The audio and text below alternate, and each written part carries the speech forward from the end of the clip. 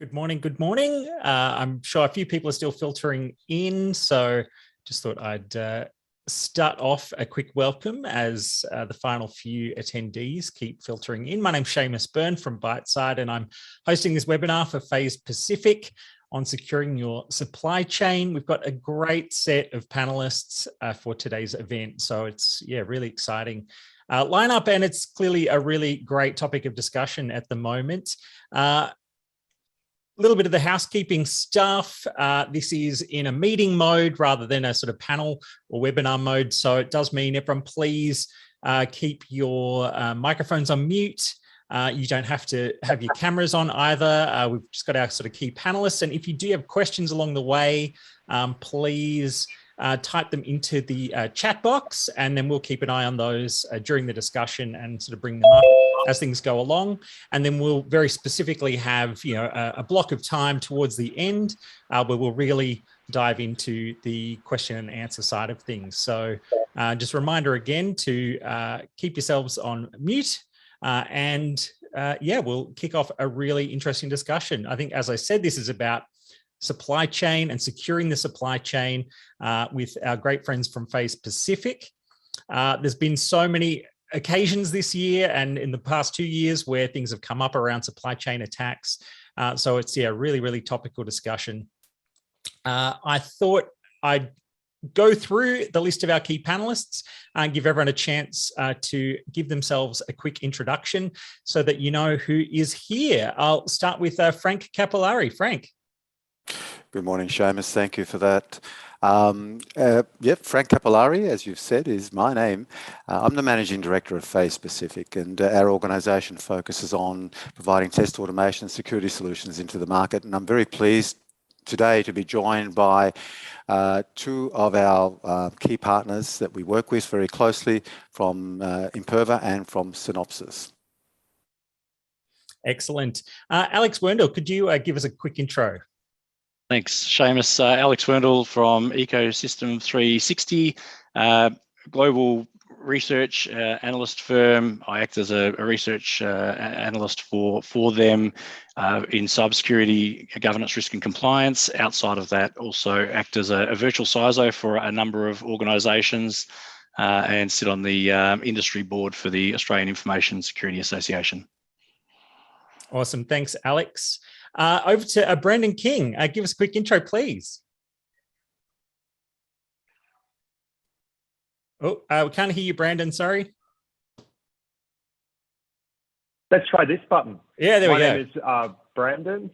Awesome. I work in the Australian Cybersecurity Centre's technical publications team, and we produce the guidance, investment guidance to the Australian economy. We also look after the Information Security Register Assessment Program and also the Australasian Information Security Evaluation Program. Very glad to be here today.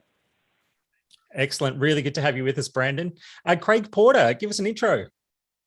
Yeah, hi, everybody. My name's Craig Porter. I'm from Imperva. We're a cybersecurity company focused on protecting data and all paths to it.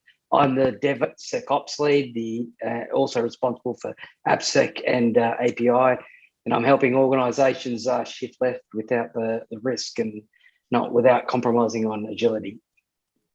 Excellent. And then Ronald, Michael, please give us an intro. Yeah, thanks for the warm welcome, Seamus, and hi everyone. So I'm the AppSec engineer here with Synopsys. In my current role, I have to deal with mostly DevSecOps automation and software security activities in the DevOps pipeline and consulting as well. So I'm glad to be here discussing about supply chain security with our various partners and discuss what we have to offer. Yeah. Brilliant. Thanks so much, Ronald. Yeah, really great lineup. So thank you all for being here. Frank, look, I thought for a bit of an intro from you, I thought we'd come back and, why do you feel like this was a great time to hold the panel discussion on this topic? Well, Seamus, look, we live in a software-connected world. Everything we do is based around the software applications that we use, our banking, payroll, logistics, the cars we drive, or we will drive. So software has definitely changed the way we do things in our life and particularly in our business. And we see more and more platforms becoming online. We see more information that's retained. We see more reliance on the applications and having those applications work well. And then we've seen the impact along the way when things don't work well. You know, we have the SolarWinds example. We'll talk about that later, I believe.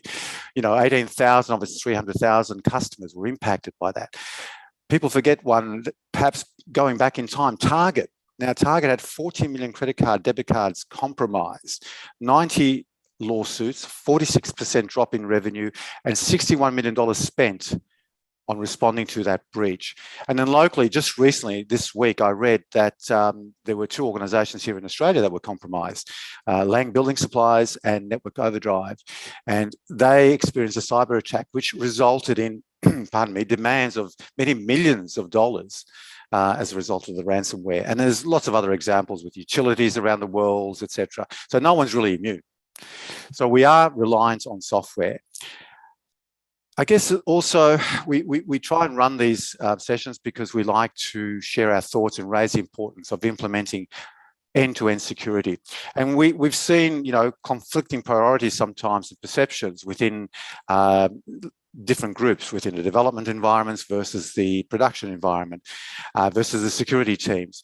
And DevOps techniques enable us to accelerate development and deployment, but can often neglect security.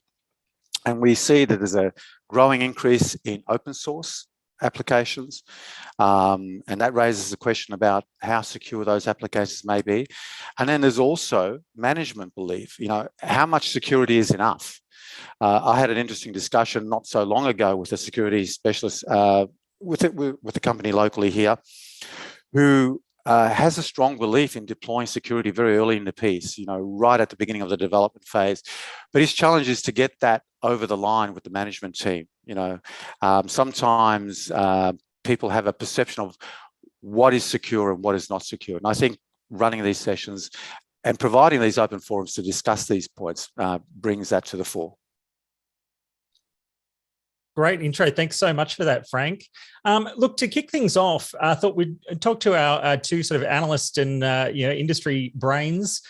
Brandon, I thought we'd kick off with you. We've clearly had a lot of high-profile scenarios that have gained mainstream media attention over the past year. We kind of hear about state actors being involved.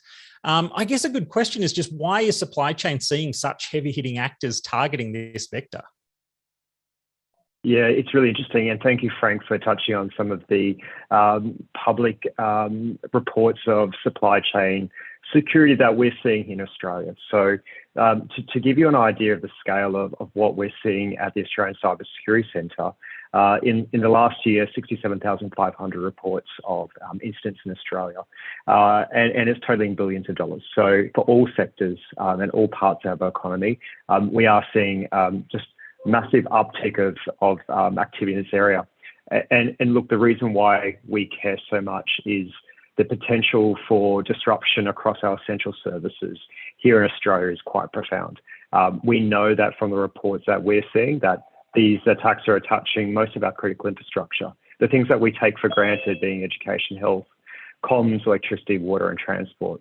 Like for instance, just the Commonwealth government itself, with state and territory governments was 35% of the reported attacks in Australia. So not to underplay that, that is a phenomenal increase year on year that we're seeing.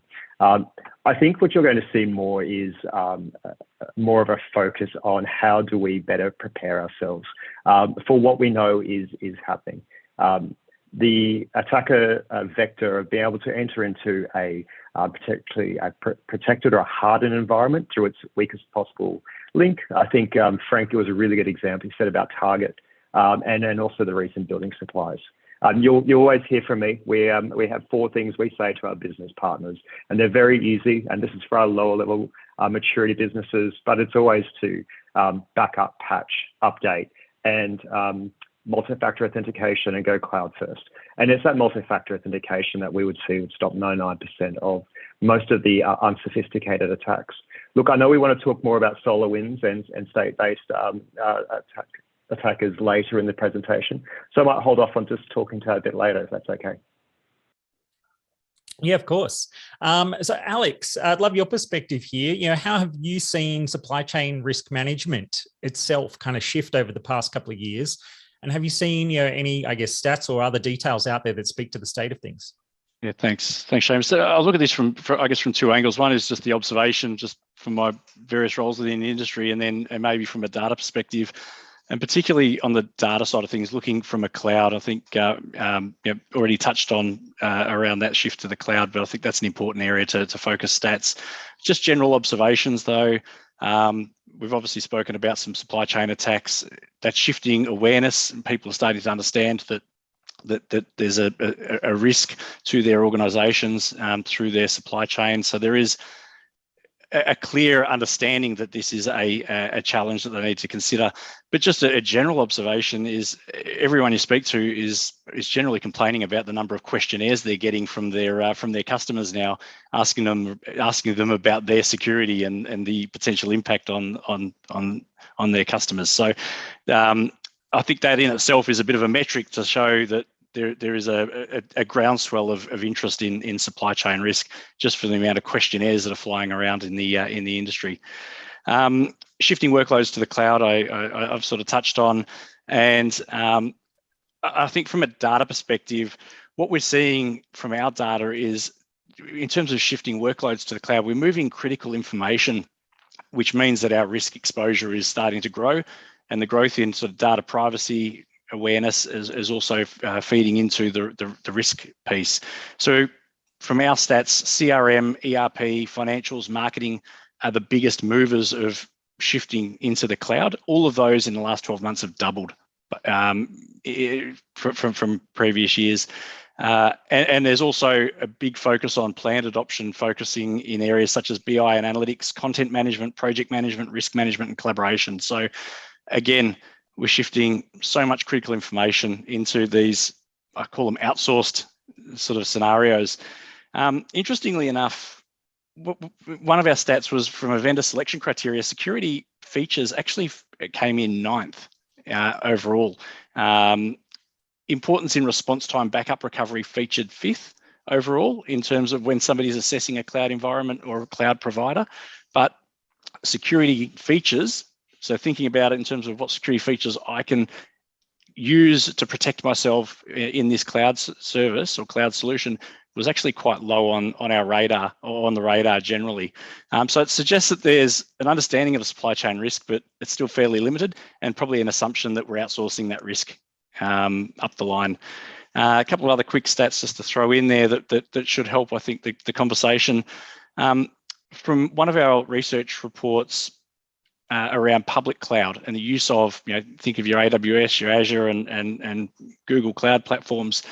48% roughly of respondents actually said that their public cloud environment has sufficient security with no interaction or no further overlay from themselves.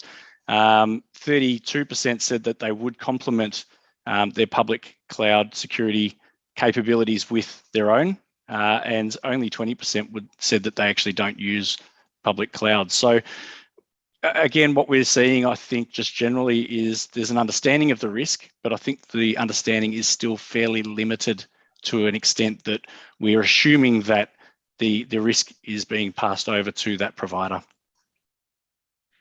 Thanks for those insights there, Alex. Really good stuff. Brandon, I might just come back to you for a minute. I noticed myself recently reading the 2021 annual report from the ACSC that that supply chain was definitely called out as sort of a key area of concern in there. Are there anything like specific things you think people maybe they don't quite understand about this area of risk? Yeah, it's a really interesting question. And I love the conversation just before around cloud security. So it's a great a topic just to touch on briefly as well. Is my team do publish the cloud security guidance available at cyber.gov.au. That's primarily going to be taken up by federal and state governments and large enterprise, but that information is freely able to be accessed by anyone. And it is very important just to remember there's security of the cloud and there's security in the cloud. So the cloud, the large hyperscalers, by and large, have that baked in security. That's not to say the way it's been configured by the end client. And you've seen some changes in ASC's approach to cloud guidance, particularly last year, that stems from that concept. But I suppose what do we see here? It's really interesting. So talking to my in the Commonwealth Public Service, one of the protective security arrangements has a built-in obligation that every Commonwealth entity is accountable for security risks arising from the procurement and goods and services, and they must ensure that their contractors comply with the requirements for supply chain security. So baked into the way the Commonwealth does its business and our central security guidelines is this one requirement. I think what you're going to see, and you will see it in December's update of the Information Security Manual, will be very similarly adopting what the US has done, with requiring a software bill of information, for instance, as part of our procurement processes for all of government. So I think you're going to see that more of that. What do we see what is being done wrong at the moment? Not really. We're just trying to bolster our processes and bolster our guidance in this area. So hopefully that's answered your question, and I'm happy to come back. Yeah, no, that's really valuable stuff there as well. So I appreciate that. And then Alex, I'll come back to you one more time, and then we'll dive into some sort of DevOps weeds with some of the other team. But I know you both wear an analyst hat and a vCISO hat. So I'm curious on your thoughts on, are there questions around lack of preparedness around supply chain risk from customers you've sort of seen out there? So I guess follows on a little bit from some of those earlier comments. The biggest challenges I see day to day, there's probably two or three key ones. One is lack of visibility, and that's from a couple of fronts. One is we're dealing with a lot of vendors in our supply chain that are providing technology solutions, and we don't have visibility, firstly, of that third party, but we don't have visibility of the fourth, fifth, and sixth parties in that supply chain where they're to deliver the services they're providing. They're using open source components, API integrations to other platforms, libraries that they're getting from whatever source.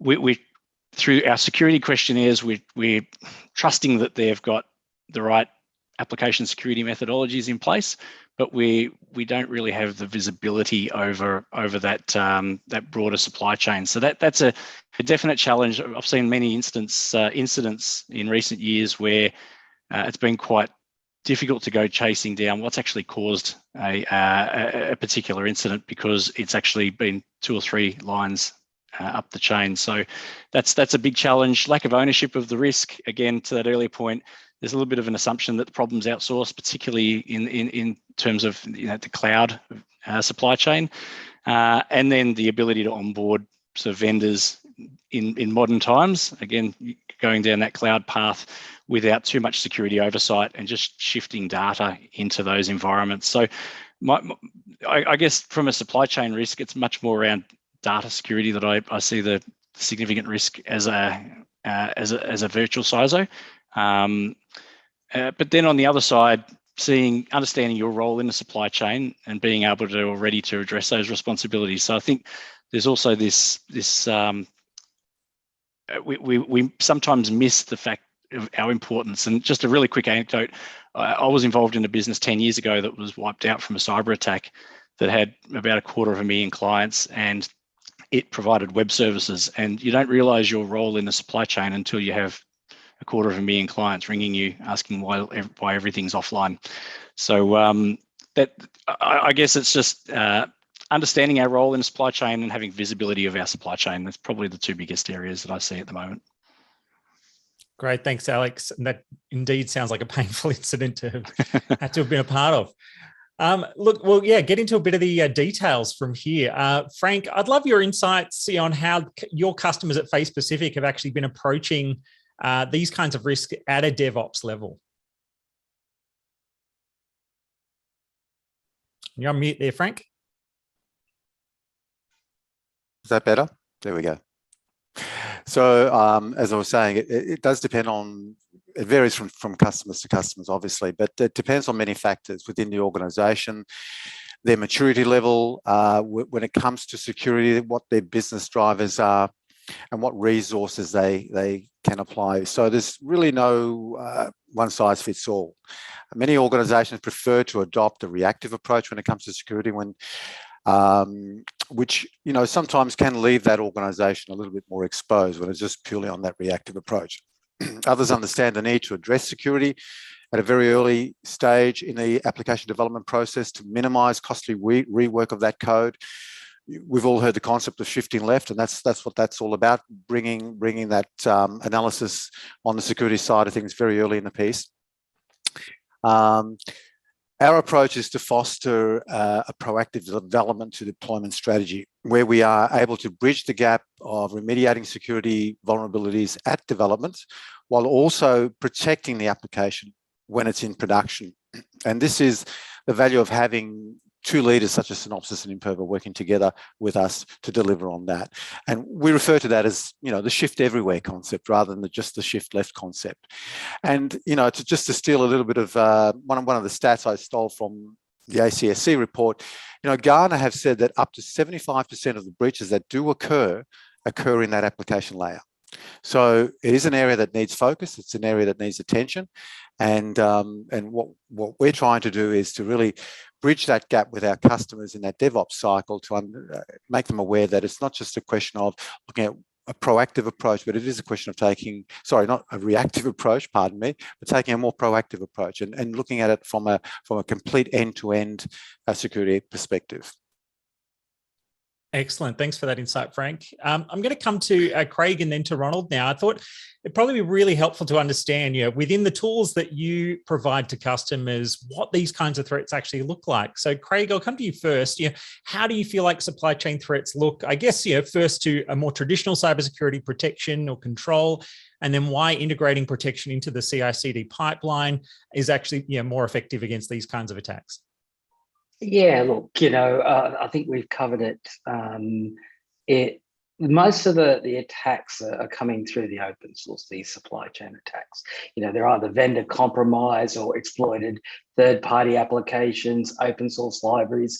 It could be dependency confusion or hostile takeover. And essentially, what is actually happening is, and a lot of the traditional security is outward facing in, whereas what we're trying to do in the application space is actually protect the application from within, so that any compromises that have actually happened. So if you take, again, for instance, SolarWind, that came in an update package, so it would have transgressed all sorts of security. The other piece is around the whole defense in depth. So a lot of the more traditional security measures are signature based. So we're trying to actually look at that with runtime security, and we sort of have a grammar based technique to do that. I think the importance there then is where automating security. So if I'm looking at it from a security standpoint, the CISOs and the AppSec teams don't actually want to own the problem. They want to be able to actually say, right, here are the controls that you developers have to meet. The developers look at it from another point of view, in terms of them being able to, like I said, this is more work for us, or this is going to slow down our ability to deliver frequency. So what we're trying to do with our partnership with Synopsys and Phase Pacific is actually automate that security within the supply chain, and we can get into that in a little bit more detail later on. Excellent, thanks, Craig. So yeah, Ronald, from your perspective, how do Synopsys tools actually see these kinds of attacks when they are occurring? Well, over the last few years, right, we have seen an influx of different security risks that people don't necessarily pay attention to. Now with commercial software or proprietary software, that you have a single vendor, and that single vendor most likely will be the source of truth for that component. But in an open source environment, wherever you download that software component from is actually that source of forge, right? And there's nothing to say that a download from Alice's side is any way, shape, or form different from Bob's side. So that's because people could be working off different branches of code. So when someone goes to download a piece of code or a component, what they need to know is whether Alice is the authoritative source or Bob is the authoritative source, right?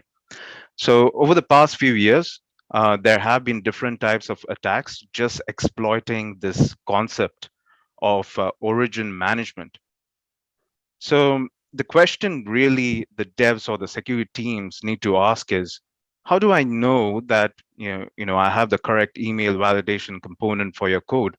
There could be hundreds to choose from. There might be even dozens of Docker images, essentially having that same base image, but there could be different things in it. There could be a dependency that if a project goes away, it could actually bring down the entire dependency chain. So we have seen that happen with Ruby as well, right?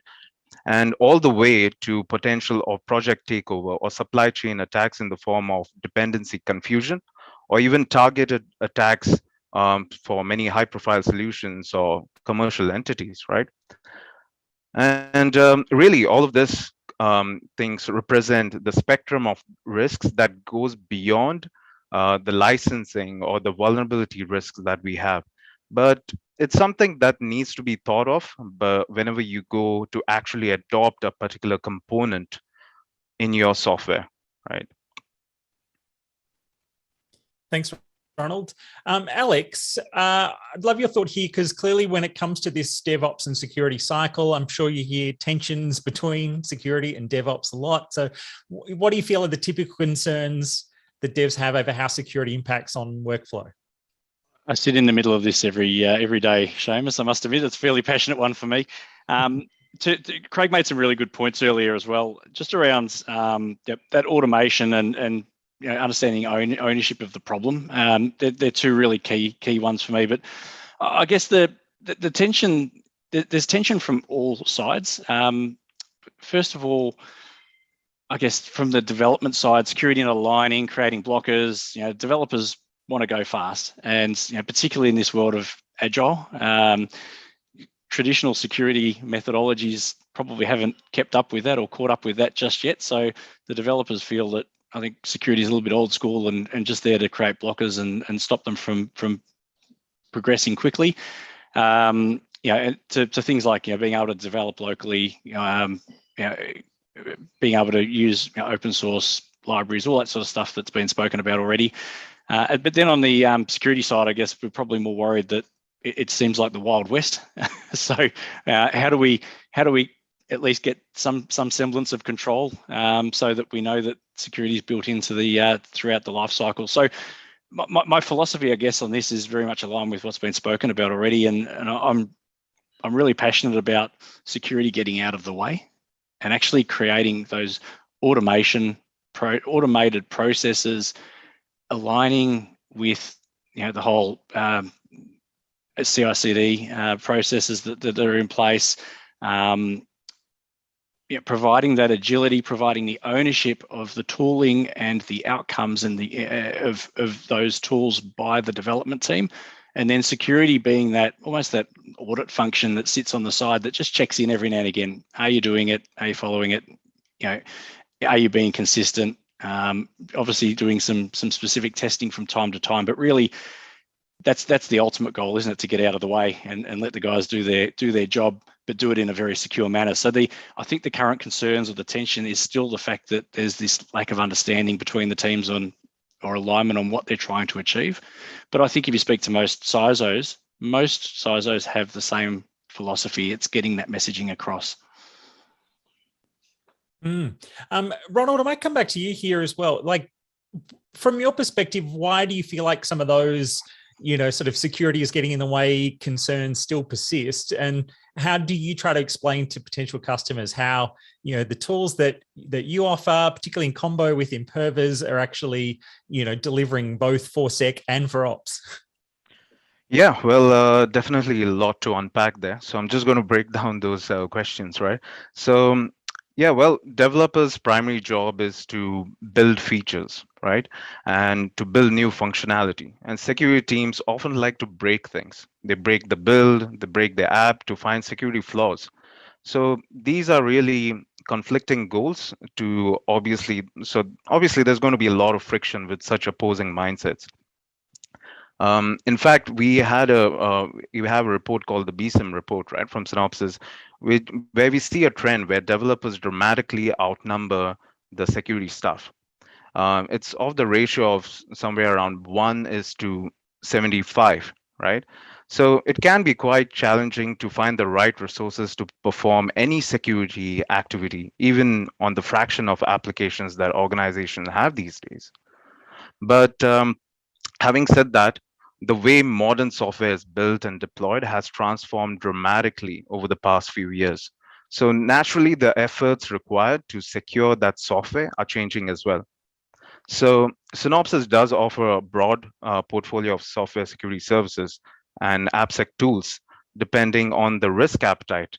So everything from, the traditional tools like SAST and SCA to protocol fuzzing, with tools like DefenseX for 5G testing or IoT, right? All the way to managed security services and consulting. So we have something called the Bsim for supply chain, right?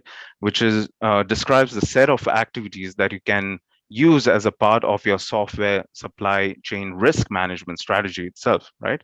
That is usually in the planning phase. But as we know, just throwing tools at the problem is not really enough. We need a smart way to orchestrate and manage this. And we see a trend nowadays, which a lot of companies are striving towards or even trying to adopt, which is known as invisible application security. So what this means is integrating and automating AppSec testing with little to no disruption in the developer workflow. So we have a new generation of AppSec solutions, something like the intelligent orchestration and vulnerability management platforms that we have that can help you exactly run the right tools at the right time instead of pretty much running all the tools right in the pipeline to avoid that tool fatigue and really to harmonize those results without having to burden those developers with so many findings from various tools. And yeah, once really the application is up and running, we can use RASP tools as well, like that of Imperva. So which is security from within the application itself, right? It goes where the application goes. And it's able to pinpoint in stack trace or where the issue lies because it has access to that instrumentation. So Craig can probably talk more on that, but it complements Synopsys where we address the issues while the app is being built, and Imperva focuses on the issues once the app is in its dynamic state. So really, yeah, taking a holistic approach and shifting everywhere, like Frank mentioned as well, is the new way forward, and that's where the industry is headed towards, I believe. Thanks so much for that, Ronald. And I'll come to Craig in a moment for his sort of thoughts on the RASP side of things and how that sort of feeds in. But Brandon, I thought I'd just come back to you without notice for a moment because I saw you had a big smile during part of what Ronald was talking about. What are your thoughts on that whole, I guess, ownership of tools type debate in this? Because, clearly it can ultimately be a big key in getting this stuff right. Actually, I'm quite agnostic on that part there. It's actually the advice that we just updated in ASD's Essential 8, where we spoke about before the lack of visibility of what is going into products is a significant challenge. And I think on the other side, as the customer side, the advice we give is to really do frequent vulnerability scanning because you don't know what's out there and you don't know where it's up to. And it can be really difficult to patch applications or appliances that you just don't have visibility of. And so the best way to do that is as the advice to the end customers within, is to actually just do as many frequent vulnerability scannings as possible. And I'm really happy to hear of how it's being built, which means it should be more secure, but you can never really trust it. I think you have to have a other zero trust sort of approach on the other side and just assume that it's not is the other approach. And it's really interesting hearing the conversation today. So I don't have an opinion on that. I was actually just thinking it's such an interesting place we find ourselves. Excellent. No, thanks for that. Craig, let's talk a bit about making sure, I guess, everyone understands RASP, how that can help mitigate risk and I guess, give that observability and safety in the face of a threat. Yeah, look, I think in terms of application security, I think the guys at Synopsys have, done a really good job around security testing. But what tends to get left, and that be whether it be legacy apps, serverless functions, cloud-based workloads, the application itself in runtime doesn't really have a lot of protection. The more traditional methods, have been things like WAFs. Oh, we've got a WAF in front, but that only protects you from that outside-in protection. With runtime protection, what you're trying to do is actually, let's say, protect that runtime environment, whether that be Java, whether that be Python, whether it be, like I said, serverless functions. And essentially what it's doing is that once that code has been released, that will then be, like I said, protected from any requests. So Imperva's wraps basically monitors every request coming in. It's a couple of libraries that get embedded into that runtime environment. And it's basically looking at those requests as and what data it's trying to access. It then blocks those requests if required. It can be used to monitor those requests. But again, I think the challenge that people are having is, like I said, is the risk of releasing that application in order to meet the timeframes required by the speed that's required by development. And with Imperva, and with RASP in general, it tends to, what we tried to do is basically say, right, you have a level of protection, and that level of protection could be the controls specified by the cybersecurity team. However, when it comes to development, you can actually now don't stop the CI/CD pipeline. You can actually release it with a pretty good level of confidence, and then including RASP into that sort of build process will then give you the observability. So what we can do is, because we're sitting there looking at the requests coming into the application and going out of the application, we can look at stack traces. We can see the statements that are actually being exploited. What we can then do is look at the libraries and provide a BOM of the libraries that are being provided. And then, like I said, what we then do, and this is where this whole Synopsys piece comes in, is we actually take the feed from the security testing and actually use it to actually tune RASP to that specific application. And that's where we're seeing a lot of, let's say, uptake. And again, where we're seeing a lot of it is where developers want to be actually looking at building new functionality, building new business logic, as opposed to looking after legacy apps. And I think that's another great sort of use case for a RASP type style solution. Excellent, Craig. Thanks. Brandon, I'll come back to you here. Love your perspective from the ACSC side of things on where, I guess, runtime and real-time type protections sit in the maturity models. You sort of mentioned that earlier, that, and I think it's a great feature of the advice that comes out of the ACSC is that understanding of different maturity levels. So where does that sort of fit into the picture? Look, it's from my knowledge at the moment, it's not in the ISM at the moment, which is our fundamental InfoSec guidance, but that's more on endpoint security. Look, it's something which I'm listening quite intently, and it might feature in our upcoming advice. It's not in the Essential 8 at the moment. I have to just check my memory. It's in the top 25 or 27. But I'm actually quite pleased to hear how that particular product is working. What we are seeing, I suppose, is that trend towards security by design that Frank talked about earlier. The advice which we're looking at, particularly around government projects, is embedding a security by design is just a smart idea. We too often see large projects fail because it's an afterthought. The developers have gone and given a great product, and at the end, when the assessment governance and risk consultants come through, it's just too hard and too late to fix up at the very end, and we end up with these big white elephants. So I'm actually listening with keen interest to this conversation. Oh, excellent.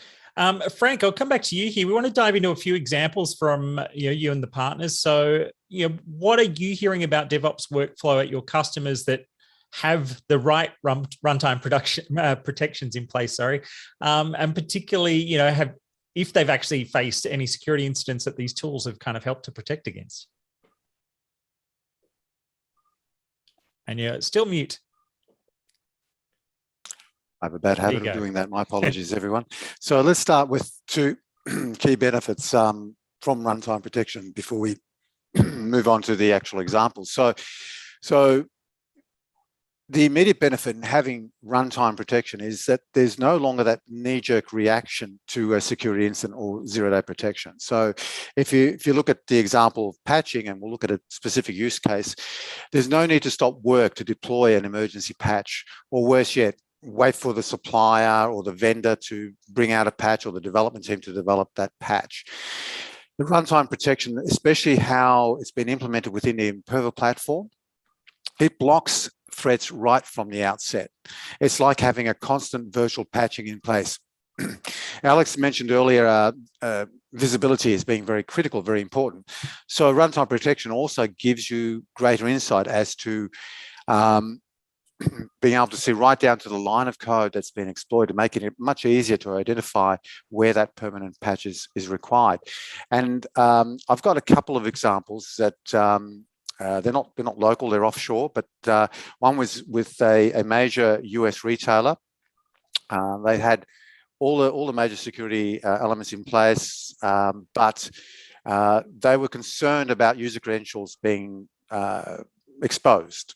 They were concerned about propagating malware. They were concerned about their application being compromised. So basically, what they wanted to achieve was they wanted to address the known risks uncovered during the development of this billion-dollar revenue-generating application.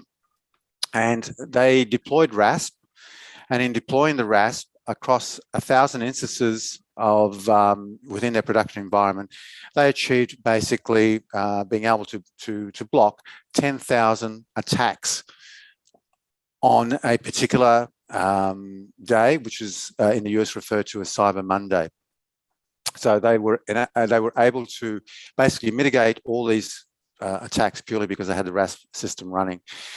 Craig can probably provide more on that one, but we'll go to another one.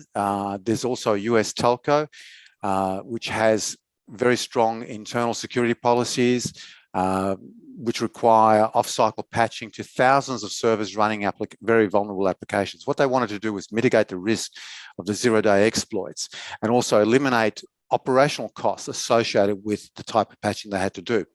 In implementing the RASP, they were able to reduce the zero-day attacks and mitigate all of those. At the same time, they reduced their OPEX by 50%. So this is the OPEX associated with that patching effort. So yes, there are some very, very strong benefits that are associated in deploying a runtime protection. And I guess, the question is, consider how much time could be lost in implementing emergency software patches if you don't have runtime protection, which is allowing you to sort of decide when and how those patches are deployed. And how did the DevOps team find those points of attack in the code? Maybe Craig might have some more to add to that comment.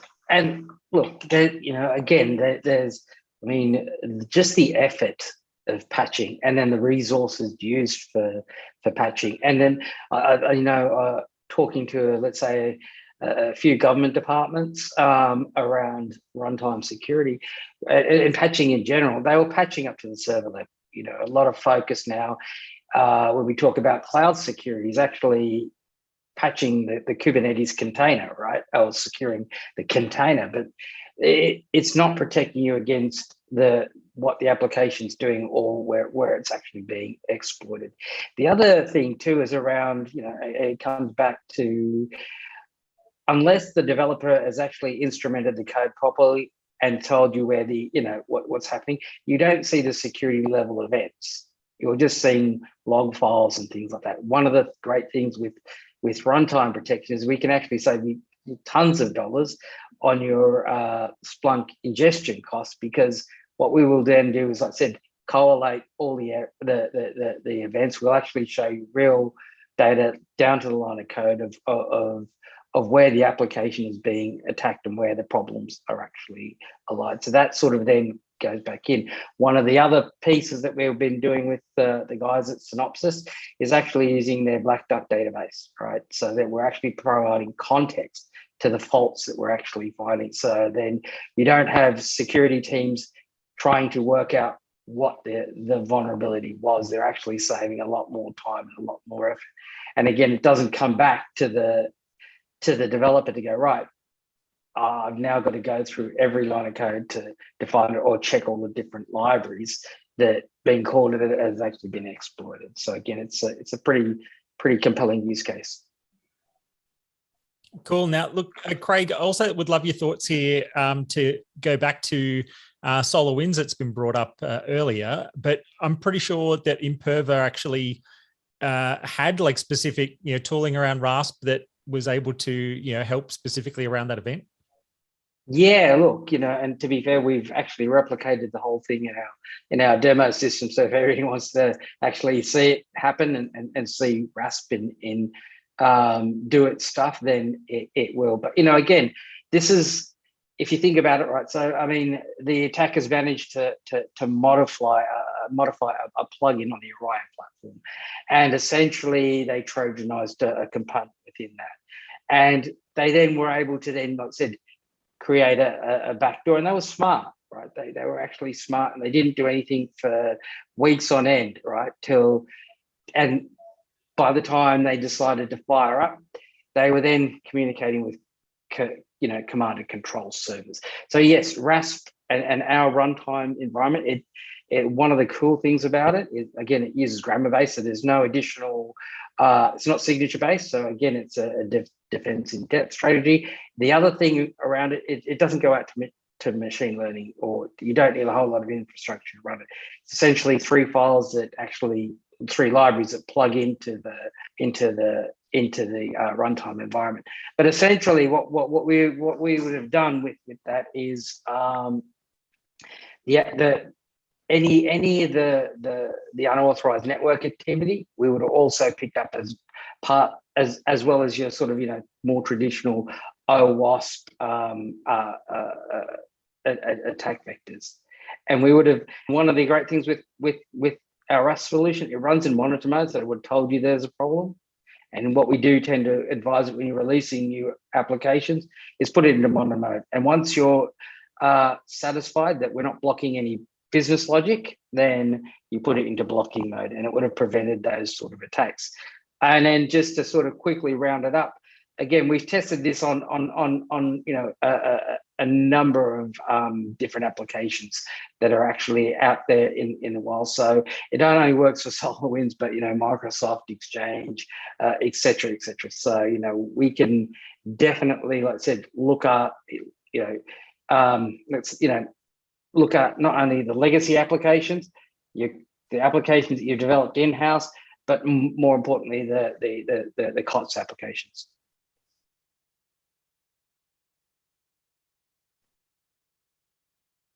My turn to forget to unmute. Yeah. I was about to get in there. I'm going to come to Ronald now, but I thought I'll just quickly flag that, we're about to get to question time. So if you do have any, please fire those into the chat window, and we'll, come to those and share those with the team in a moment. But Ronald, so I'm pretty sure you've got some good examples around like open source risk mitigation specifically from Synopsys' side. Yeah, absolutely. So this involves a very popular antivirus company, right? Prior to implementing Blackduck SCA, the open source risk was managed in two ways. The licenses were handled via Confluence and Jira, and the common vulnerabilities and exposures were handled by a custom Python script based on third-party libraries. So as you can see, these disjointed and siloed processes weren't really scaling up or keeping up with the pace of DevOps pipeline. And the company needed a comprehensive solution that could really maintain the development velocity. So they adopted Blackduck, right? And they were able to manage the open source and found that Blackduck offered higher scalability and really removed the need for all this self-implemented manual work, and also led to an overall higher awareness of the importance of open source security, and provided this unexpected benefit of increased communication between the developers and the compliance team, right? As the awareness was really raised.